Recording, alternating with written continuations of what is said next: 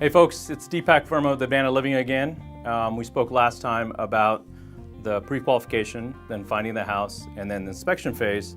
Now I want to talk to you about the last part of the home buying process, and that's going to be the closing aspect about it.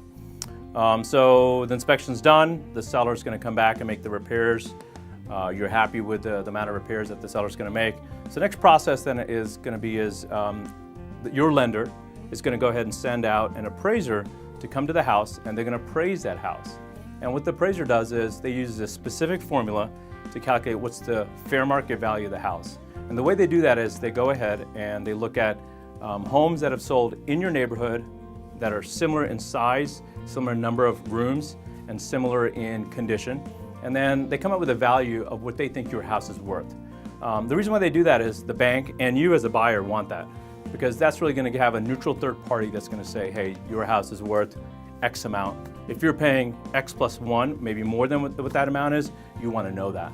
The lender will only loan you on what the percentage of that X amount, X dollar value is. But let's say the appraisal comes in, you're happy, things are moving along. 4 days prior to close of escrow then, what we'll do is we'll do a final walkthrough, and that final walkthrough is to make sure that the seller made all the repairs that they were supposed to do. We're going to ask them to give us the invoices and receipts to show that the repairs were done. And then I always recommend that the buyers hire the home inspector to come back out to do the final inspection. Let's say the final inspection goes well. At that point then, your escrow title company is going to call you. They're then going to have you come and review the loan documents. You're going to sign the closing documents, which are the documents needed in order to show transfer of ownership from the seller to you as a buyer. Once those documents are signed, escrow company is then going to ask you for your closing costs and also your down payment amount. You're going to make that either with a wire transfer or with a cashier's check. And then once they have that, they're going to process the closing documents. Those documents are going to go back to your lender. Your lender's going to review it. Once they're okay with those documents, they're then going to send your loan amount to the escrow company. Escrow company then going to go ahead and close and record the sale.